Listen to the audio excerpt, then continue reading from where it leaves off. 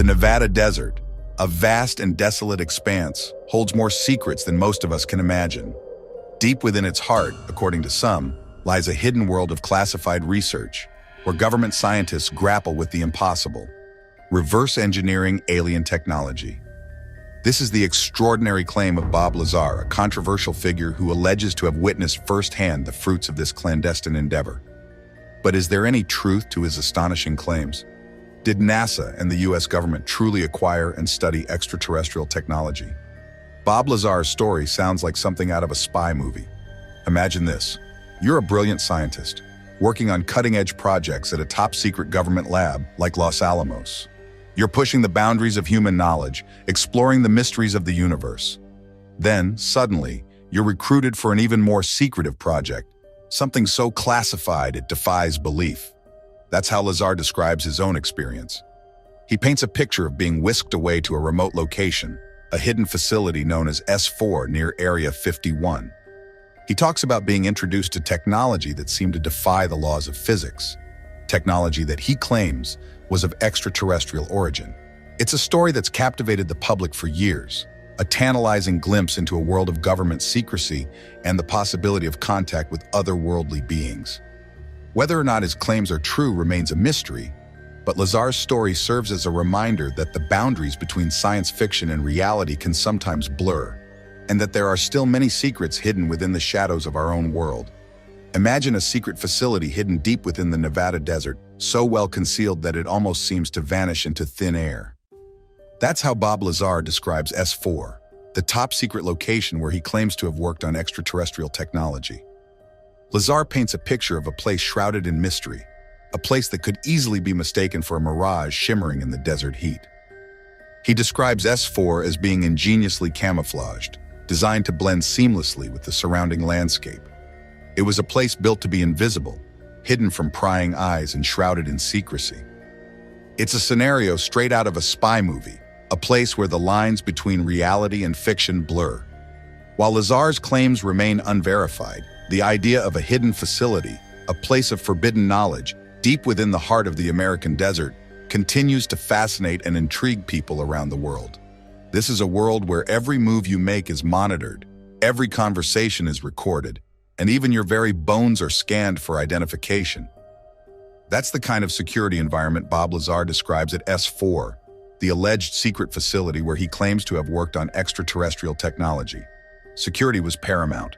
Armed guards patrolled every corner, surveillance cameras watched your every move, and an advanced security system, beyond anything you'd find at an airport, scanned your very bones for identification. It was like something out of a spy movie, a place where paranoia and secrecy were the norm. Lazar describes an environment governed by the principle of need to know. Information was tightly controlled, doled out sparingly, like precious jewels. You only learned what you absolutely had to know, ensuring that the secrets of S4 remain just that, secrets. This creates a sense of intrigue and mystery around the alleged facility. It paints a picture of a place where the lines between reality and fiction blur, where the pursuit of knowledge is intertwined with the need for absolute secrecy. Imagine a flying saucer, straight out of a classic sci-fi movie, hovering silently in a hangar. That's what Lazar claims to have witnessed. He describes encountering 9 different extraterrestrial spacecraft, each with its own unique design and capabilities. Among these, the sport model stands out in his accounts. He describes it as a sleek, disc-shaped craft, almost like something you'd see in a 1950s sci-fi magazine. But this wasn't a movie set. Lazar claims this was real, an actual alien spacecraft. And here's the mind-blowing part. Lazar alleges he was part of a team tasked with reverse engineering the propulsion systems of these crafts.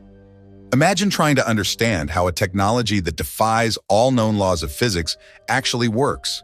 It's like trying to figure out how a magic trick works, but instead of sleight of hand, you're dealing with forces beyond human comprehension. Lazar describes these propulsion systems as operating on principles completely alien to our own, potentially involving gravitational manipulation, or even the manipulation of space-time itself. It's a concept that stretches the limits of our imagination, forcing us to question our own understanding of the universe and the possibilities that might exist beyond our current knowledge. At the heart of these incredible alien spacecraft, according to Bob Lazar, was a mysterious substance called Element 115. You might be thinking, what's Element 115? And you wouldn't be alone. At the time Lazar made his claims, scientists hadn't even officially recognized this element. Think of it like discovering a new ingredient in the kitchen, one that nobody knew existed before. Element 115, which was later added to the periodic table and named Moscovium, was supposedly the key to these alien spacecraft's incredible propulsion systems. Lazar claimed this element, with its unique properties, allowed the craft to manipulate gravity.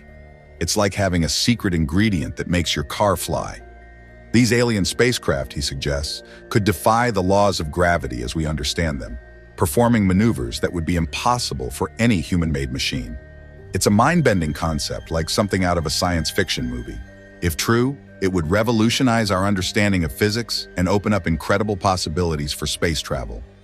Instead of relying on rockets or engines, Lazar describes these alien spacecraft as utilizing a completely different approach to propulsion. Imagine these crafts equipped with a central reactor, not unlike the engine in your car, but instead of burning fuel, it interacts with a mysterious substance called Element 115. This reactor, according to Lazar, works in conjunction with 3 gravity amplifiers. Think of them like supercharged magnets, but instead of attracting metal, they manipulate gravity itself. Lazar claims these amplifiers could bend and warp space-time, allowing the craft to travel vast distances in an instant. It's like folding a piece of paper to connect 2 distant points. Instead of driving across the country, you simply fold the map and arrive at your destination instantly. That's the kind of technology Lazar describes, technology that defies our current understanding of physics and opens up the possibility of interstellar travel in ways we can't even begin to comprehend. The Bob Lazar story is a fascinating blend of science, speculation, and secrecy. Did the U.S. government, in the shadows of the Nevada desert, truly acquire and study alien technology?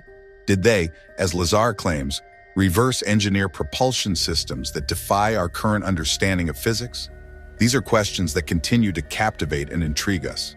While Lazar's claims remain unverified and highly controversial, his story serves as a reminder of the vast unknowns that still exist within our own world. It forces us to question what we think we know about our place in the universe and the potential for extraordinary discoveries, even within the most secretive corners of our own government. The truth may never be fully known, leaving us to ponder the possibilities, to question what lies beyond the veil of secrecy, and to wonder if the true frontiers of science and technology are hidden from public view. The realm of unexplained alien sightings is a fascinating mix of reported experiences that we should not ignore. These are alien sightings that cannot be explained. The Kecksburg Incident, 1965. A mysterious object crashed near Kecksburg, Pennsylvania. Eyewitness accounts describe a football-shaped object with hieroglyphic-like markings. The U.S. military recovered the object, but its nature remains classified. Next, we have the O'Hare Airport UFO Incident, 2006. Several United Airlines pilots reported seeing a large, white, egg-shaped object near O'Hare International Airport in Chicago. On November 7, 2006, a remarkable UFO sighting occurred at O'Hare International Airport in Chicago. Multiple United Airlines employees, including experienced pilots, reported seeing a large, white, egg-shaped object hovering above the airport. The object was described as silently floating, seemingly defying gravity. The incident gained significant media attention and sparked widespread interest in the UFO community. Many witnesses, including air traffic controllers, maintenance workers, and airline personnel, corroborated the sighting. The Federal Aviation Administration, FAA, initially dismissed the incident as a potential weather phenomenon, but the persistence of multiple credible eyewitness accounts fueled speculation. The Roswell incident, arguably the most famous UFO case in history, unfolded in the summer of 1947 near Roswell, New Mexico. The initial spark was ignited on July 8, 1947, when the Roswell Army Airfield RAAF issued a press release announcing the recovery of a flying disc from a ranch near Roswell. This declaration sent shockwaves through the public, igniting fervent speculation about extraterrestrial life. However, the narrative took a dramatic turn within days. On July 9th, the military issued a revised statement, reclassifying the recovered debris as a weather balloon. This swift retraction fueled even more intrigue, as many believed it was a cover-up to conceal the true nature of the incident. The recovered debris,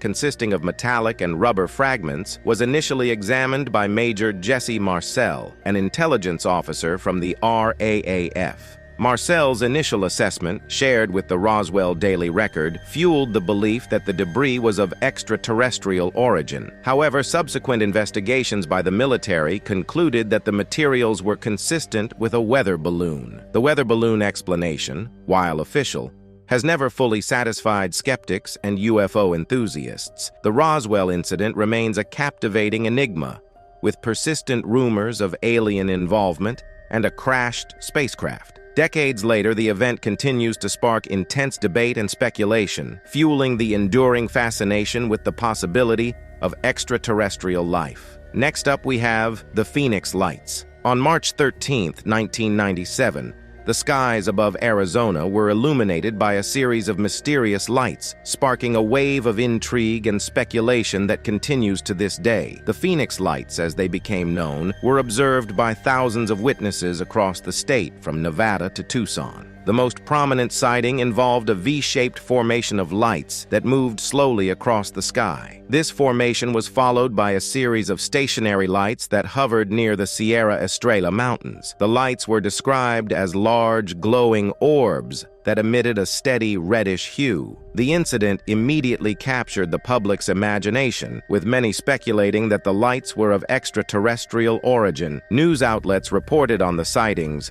and the event quickly became a national sensation. Even Arizona's then-governor, Fife Symington, publicly acknowledged the event and expressed his curiosity about the nature of the lights. While various explanations have been proposed over the years, none have definitively accounted for all aspects of the phenomenon. Some theories suggest that the lights were flares dropped by military aircraft, while others point to atmospheric phenomena or misidentified celestial objects. However, many witnesses and UFO enthusiasts remain unconvinced by these explanations, maintaining that the Phoenix Lights remain an unexplained mystery. Now we have the Kenneth Arnold sighting. On June 24, 1947, Kenneth Arnold, a seasoned pilot, was flying near Mount Rainier, Washington, when he witnessed a series of 9 mysterious objects moving at incredible speeds. Arnold described them as saucer-shaped, moving with a motion similar to a saucer skipping across water. This vivid description, when reported to the press, popularized the term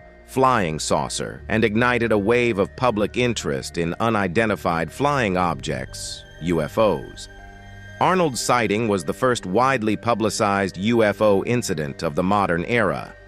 It sparked a frenzy of UFO reports across the United States and around the world. The mysterious nature of the objects, coupled with Arnold's credibility as a pilot, fueled speculation about extraterrestrial life and advanced technology. In the decades since, the Kenneth Arnold sighting has remained a cornerstone of UFO lore. While some have suggested that Arnold may have misinterpreted natural phenomena or misidentified conventional aircraft, the enduring fascination with his account underscores the enduring human curiosity about the unknown. The term flying saucer, coined in the wake of Arnold's sighting, has become synonymous with UFOs, a testament to the enduring impact of this historic event. Now we have the Rendlesham Forest incident, often dubbed Britain's Roswell, is one of the most intriguing and well-documented UFO cases in history. It unfolded over several nights in December 1980 near RAF Woodbridge and RAF Bentwaters, 2 U.S. Air Force bases in Suffolk, England. The incident began on December 26th when several airmen reported observing strange lights in the nearby Rendlesham Forest. These lights were described as pulsating and changing colors,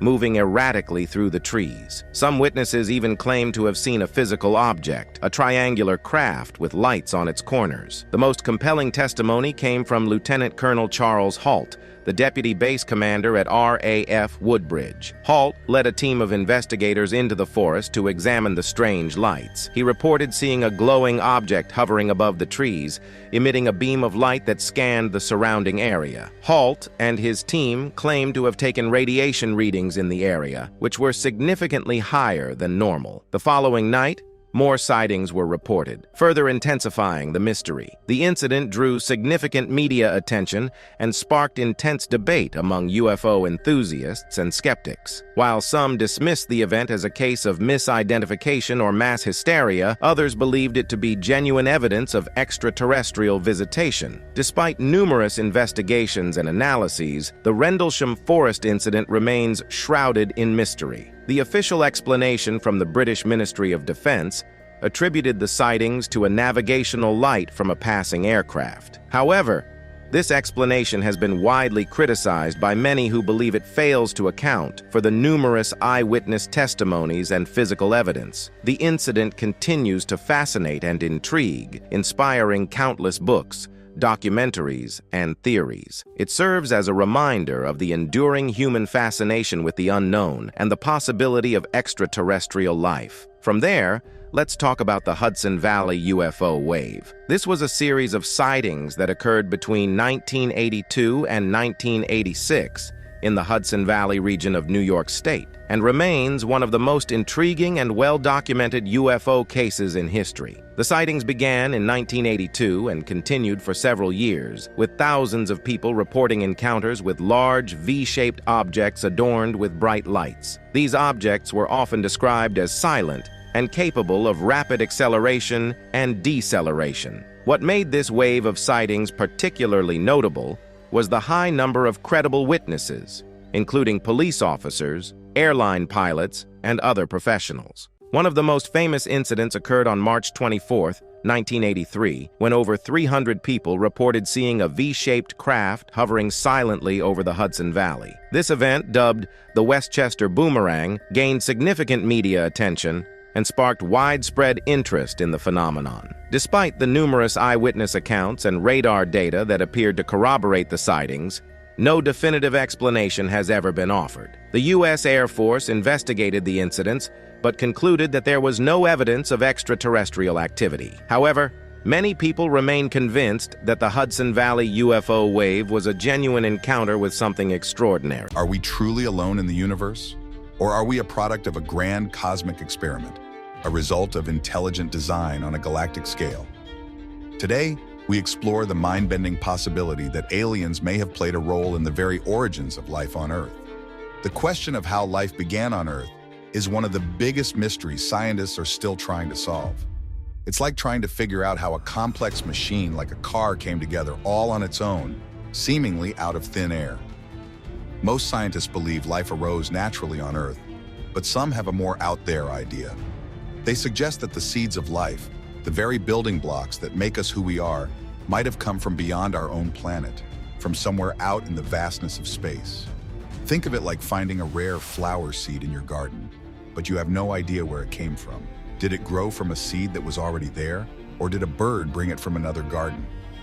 This theory suggests that life on Earth might have been seeded from somewhere else in the universe, perhaps by a comet, an asteroid, or even by a deliberate act of a highly advanced civilization. Did we arise purely by chance?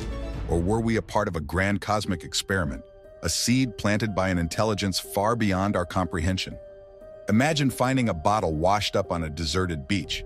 It's clearly not from around here, and it's filled with strange seeds. You wonder where it came from, how it got there. This is kind of like how the theory of panspermia works. Panspermia suggests that the basic ingredients for life, things like amino acids, the building blocks of proteins, might not have originated on Earth. Instead, they could have arrived here hitching a ride on comets or asteroids. Think of these space rocks as tiny delivery vehicles, carrying precious cargo across the vast distances of space. But some scientists take this idea even further. They suggest that these seeds of life might not have just arrived by chance. Perhaps long ago, a very advanced civilization, far more advanced than we can even imagine, intentionally sent these seeds out into the cosmos, hoping to spread life throughout the galaxy. While this idea may seem like science fiction, it raises profound questions about our place in the universe. and the possibility of a cosmic connection that transcends our own planet. Graham Hancock, a well-known author and researcher, has a really interesting idea about how life began on Earth. He suggests that maybe, just maybe, we weren't just lucky.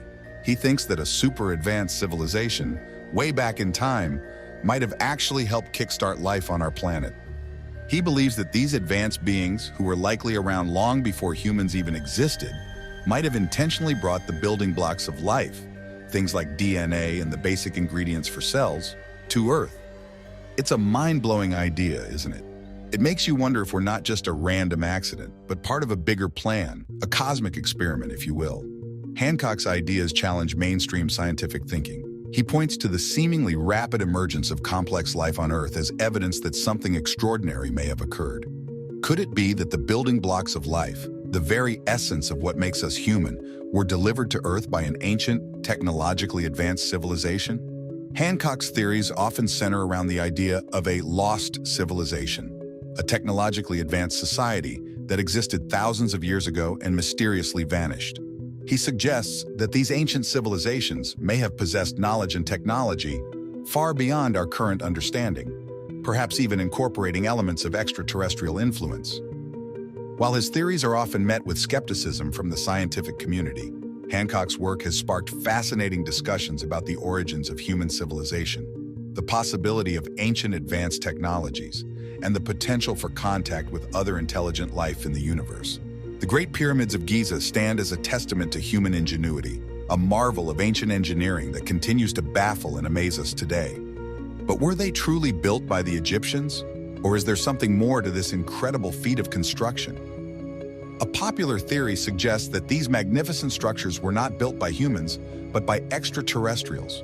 Proponents of this idea point to the sheer scale and precision of the pyramids, arguing that such advanced engineering and construction techniques were beyond the capabilities of ancient Egyptian civilization. They claim that the smooth, perfectly aligned blocks of stone, the intricate passages, and the astronomical alignments of the pyramids could only have been achieved with the help of advanced technology that could only have been possessed by an extraterrestrial civilization. While this theory is captivating, it lacks concrete evidence. Archaeologists and Egyptologists have presented compelling evidence that the pyramids were indeed built by the ancient Egyptians through meticulous planning and immense human effort. Stonehenge. Just the name evokes images of ancient mystery and wonder. This prehistoric monument, with its massive stones perfectly aligned with the sun, has captivated imaginations for centuries. But who built it? While most archaeologists believe it was constructed by our ancestors, a more outlandish theory suggests extraterrestrial involvement. Could these incredible structures, with their precise astronomical alignments, be evidence of a visit from another world? Proponents of this idea point to the sheer scale and complexity of Stonehenge. How did ancient people move these massive stones, some weighing tens of tons, over long distances and then erect them with such precision? Some argue that this level of engineering and construction was simply beyond the capabilities of any known prehistoric civilization. Of course, this is a highly contested theory. Archaeologists have presented compelling evidence that Stonehenge was built gradually over centuries by our ancestors, using ingenious methods and a deep understanding of their environment. But the mystery surrounding Stonehenge continues to fascinate, and the possibility of extraterrestrial involvement remains a tantalizing, if unlikely, explanation. The enigmatic Moai statues of Easter Island continue to baffle scientists and archaeologists. These colossal figures, with their elongated heads and serene expressions, stand as a testament to the ingenuity and ambition of the island's ancient inhabitants. But how did these people, living on a remote island with limited resources, manage to carve, transport, and erect these massive statues? Some researchers propose a more outlandish explanation. The Moai were not built by humans at all, but by an extraterrestrial civilization. Proponents of this theory point to the sheer scale and precision of the statues as evidence of advanced technology and engineering far beyond the capabilities of the island's inhabitants. They argue that the intricate carvings and the precise positioning of the Moai suggest a level of knowledge and expertise that could only have been achieved with the help of advanced tools and technology, perhaps of extraterrestrial origin. While this theory is highly speculative and lacks concrete evidence, It continues to capture the imagination of many. The idea that life on Earth may have been seeded by an extraterrestrial intelligence is a mind-bending concept. It challenges our fundamental understanding of our origins and forces us to confront the possibility of a cosmic connection that transcends our own planet. While scientific evidence for panspermia, the theory that life originated elsewhere, is still limited, the very idea sparks profound questions. Are we truly alone in the universe? Are we a product of chance? Or are we part of a grand cosmic experiment, a seed planted by an intelligence far beyond our comprehension? The answers may remain elusive, but the question itself serves as a reminder of the vastness and mystery of the universe and the incredible journey of life on our own pale blue dot.